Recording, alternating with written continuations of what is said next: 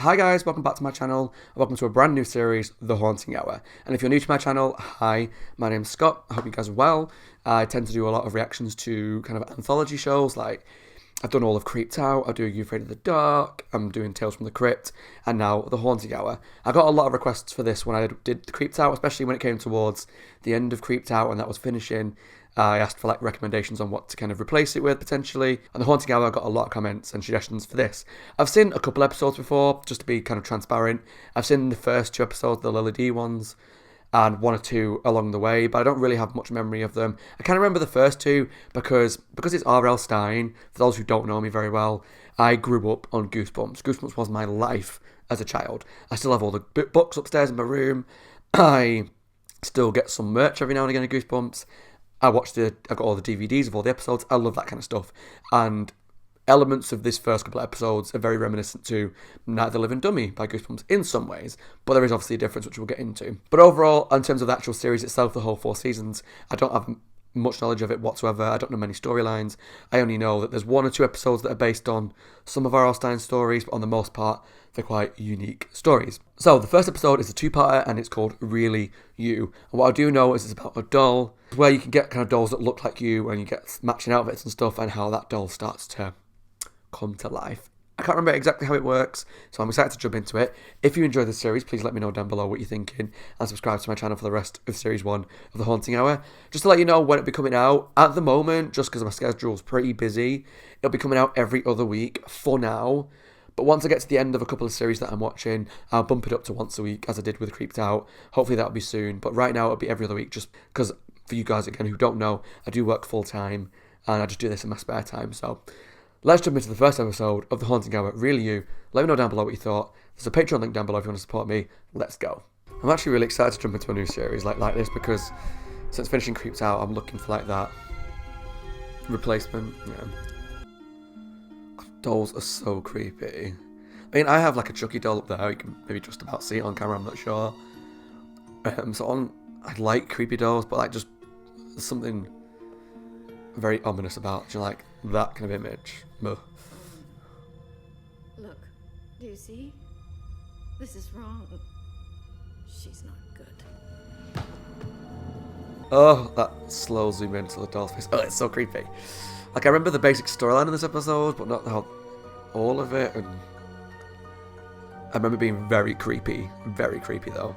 Go to the website and click on accessories. Lily, please calm down. You're so lovely when you're calm. The website! Just be careful. I use this for my work. Calm down. Get more stuff, are you? This is important to your sister. You know she's had trouble making friends. They got the new spray line. Because she sounds like she's a bit of a, how to put it politely, difficult person to get along Lily, with. we can't afford anything Spoilt. else. And on top of that, it would reassure me my family has not created a monster. There are no monsters in this family. It does look like they really spoil her though, like way too much, and they make a lot of excuses for her. I'd like you to meet Lily D. Oh, it's so creepy. Like one wasn't enough? And the fact they dress the same just makes it worse. You are the best daddy in the whole wide world. But the design of the doll is so well worth it, done. doesn't it?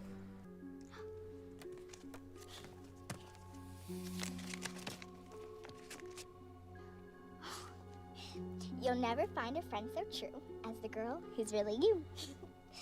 Thank you, Lily D. Burn it immediately. Lily D can get her own matching cell phone with a real phone number. Oh, I don't think so. Well, I bet Daddy would get it for me. Ow! You're pulling my hair. So I'm guessing this is the doll that at the very beginning that woman threw away, like the doll maker. What was wrong with her? Other than that she's evil. It's got its own bed. Come on, kid. It's just a doll. Well, it's not just a doll, that's the whole point of this episode, but I get one too. I'm getting a nightclub set for her. There's a real microphone and a spotlight. It's on back order. I ugh. might get her a really you doll for my birthday. That girl, I feel it, exactly. I don't think I can get the furniture and stuff. No. That would be weird. You know, just having the doll?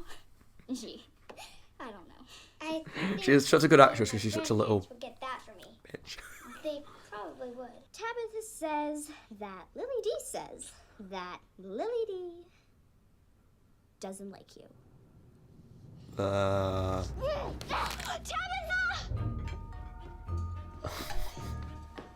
This girl is so awful, and I can only blame the parents for it, because the mom doesn't look like she stands up for herself.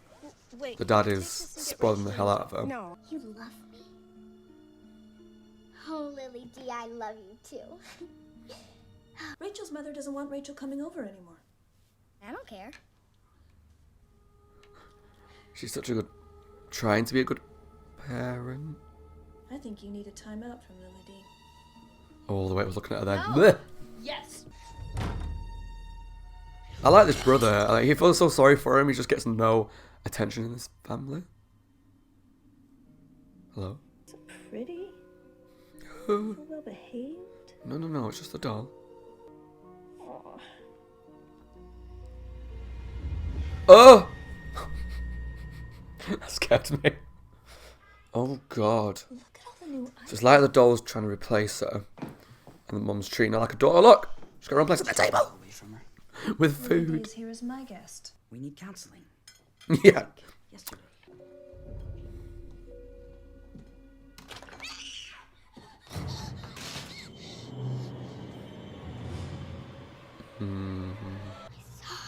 Oh, please. What? She thinks a doll. Fair, it touched the mum before, but she didn't even notice. If it She was was too an busy, accident, like, just say cuddling so, it. Lily. But I saw her. Yep. Her hand moved. That was nuts.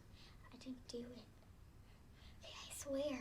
Lily D did it. She doesn't like me. Forget it. It's not gonna work. I don't care if you believe it Oh, or I not. like him. Okay, it's true. Seems like he cares She about told her. Rachel she didn't like me, and then she spilled the gravy. I'm sure it was an accident. Well, I'm glad you're sure, because I am not. But here's something I am sure about. If you hadn't spoiled her all these years, we wouldn't be having these problems. It's just hard for me to see her unhappy. A lot of this is the dad's fault for making the daughter as spoiled as she is. I'm kind of worried about Lily. That's a new one. She really thinks that thing is like alive. Maybe we should just get rid of it. I think not. After all the money we've spent on her, we're not rich. Do you realize that, Brandon? This dad is so awful. He takes no responsibility. You just found out that his daughter might have mental health issues. She doesn't, obviously the doll is alive, but she might have like lost the plot a little bit. So what does he do? Doesn't even say a word, he just turns around, walks back into the bathroom. What are you doing? I'm putting the doll back in Lily's room. Look at She me doesn't jump. like the doll. Yes, she does.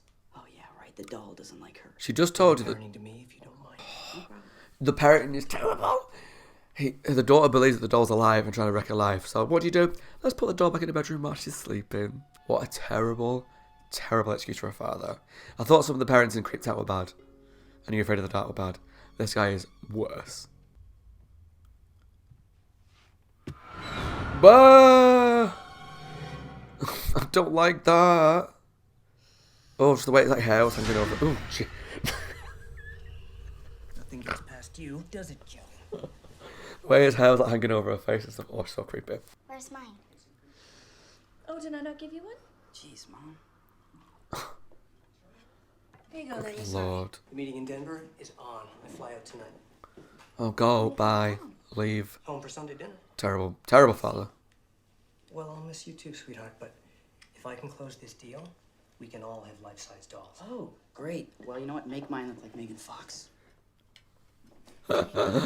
He's so cool, this brother. I love him.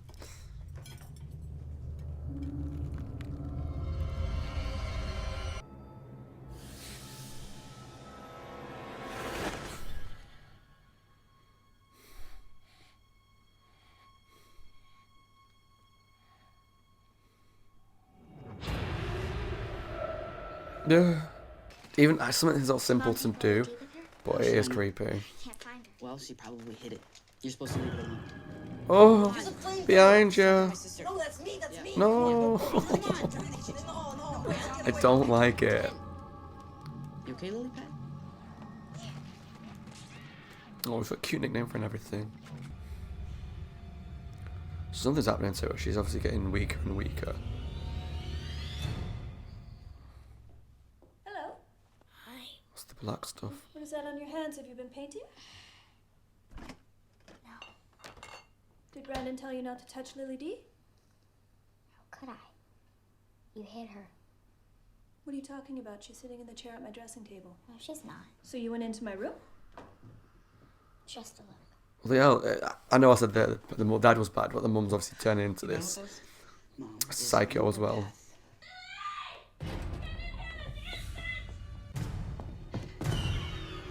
No! No, she did it! There you go again. You are in very, very serious trouble. No, it's not fair! She did it! I know that she did it! Dude, do you think the doll's alive? No. And I'm gonna prove it. Oh, okay. Okay, guys, that was the very first episode of Series 1 of The Haunting Hour. Really You, Part 1. I love that episode. I mean, I think that's why I have a good memory of it, because I remember watching it and being really freaked out by the storyline. Dolls are kind of creepy in general anyway, especially dolls that come to life. And it was really well done by the fact that you don't see it move much. A lot of it is psychological. A lot of the time you just see her just stationary, just sat there looking. But your mind starts to play tricks on you. Like, did she just move a little bit? Did she not? And then the little times that you do see it move, it's really well placed throughout the episode that it's not a lot. You don't see her running around. The most you really see it move is towards the end when you see her walking past in the background. But the little moments like when the mum was hugging it and she just moved her arm up, or when she turned her head around. And even like to me, one of the creepiest bits, when you just saw the shadow of her over the kid and she stood over in the bedroom. It's so well done.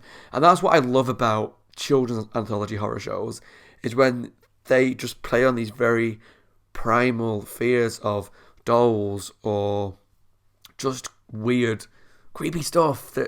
And I like it because it is kind of PG in a way. They're not going to go like child's play, like blood and guts and people dying all over the place. But they can put little things in there that are so creepy. There's elements of that in Creeped Out. There's elements of that in Are You Afraid of the Dark? Where there's an episode that's clearly kid-friendly, but they put in certain images and scenes that play on fears from your childhood that really make you scared. That's what I think this episode does so well. The Lily D doll is designed so great, beautifully, but creepily, because there's something really human-like about her appearance that isn't just a normal doll, but it also looks like a doll and not a person, but person-like enough for it to be creepy when she's got the same hair as the kid, the same clothes as the kid.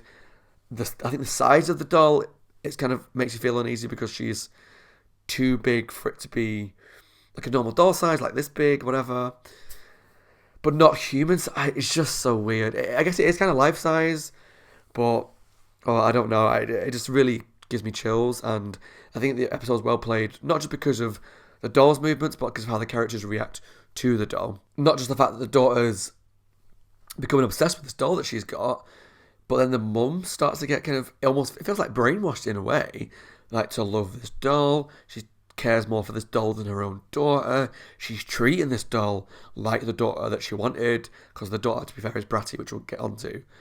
But the way it goes from this girl being obsessed with the doll to the doll now being obsessed with by the mother, it's a really interesting take on the story. Because normally in these kind of stories you'd see the kids love the doll, but then something bad happens and the kids get the blame, which is kind of where the story did go. But in this one, it wasn't just the fact that the parents didn't believe the kids, it was that the mum was so obsessed with this doll that she just loved it like another child. And it just gives you this really unnerving feeling that this mum was have so little care for her daughter over this doll. It's so wrong. And on that sort of subject, I think it started off where the dad was a terrible parent. I mean, the whole episode he was a terrible parent, because he spoilt her and spoilt her and spoilt her. He didn't want to see her unhappy, but by spoiling her, he makes her bratty. And by constantly giving her into what she wanted, he spoils her even more, makes her attitude even more worse. That's not good grammar, but you know what I mean. And there's just a cycle where you keep spoiling your daughter and giving her what she wants. She's never going to live like a normal kid. Like when the kids came around and she wanted to play with dolls and stuff, she was like, you don't have the furniture. How awkward. And your parents clearly don't love you enough that the dad was the only person to blame for all that. He made her into this brat. And I felt like at the time I kind of had sympathy with her mum, because it felt like she didn't have the balls to stand up for herself. I kind of had sympathy for her, as well as disliking her for that. But obviously then when the mum starts to become obsessed with Lily D, it has a whole new dynamic where the mum completely pushes out the daughter. The daughter's like, look, this doll is alive. It's doing stuff to try and ruin my life. The dad does not care. He just turns his back on it, doesn't care whatsoever. He's just like, oh, I've got work to do. Bye. And then the mum just loves the doll. So these parents are so terrible. But that's kind of a generic plotline, like I said in the episode, for these children's anthologies where the parents don't believe anything the kid says. So I really enjoyed it. I thought the characters were great. I loved the brother. I loved the brother because he obviously cared for the sister and wants to prove that she's lying or not lying or whatever. He treats her like a brother. He cares for her, tries to talk to her on the same level as her. He doesn't just accuse her of stuff. So I love the brother's character. And I'm really intrigued to see where the second part goes and how Lily D starts to kind of keep taking over the family and what it is that she's doing to the daughter. She's obviously having some sort of effect on Lily, because she's getting like neck pains and getting weak and like falling asleep at the table and stuff. So she's like sapping away her life and taking over somehow. Maybe going to take over her body. I'm not 100% sure, so I'm looking forward to seeing how it actually plays out. Yeah, I'm really excited for that. So let me know down below what you think of the episode, and if you're new to the channel, let me know what you think of the reactions. Thanks for watching. As always, my name is Scott. Hope you guys are well and taking care of yourselves and staying safe. If you enjoyed this video, please let me know down below what you thought, and subscribe for the rest of Series 1 of The Haunting Hour. Thanks for watching, take care, and I'll see you all soon for the next episode of The Haunting Hour Part 2 of the season premiere. Bye guys, see you soon.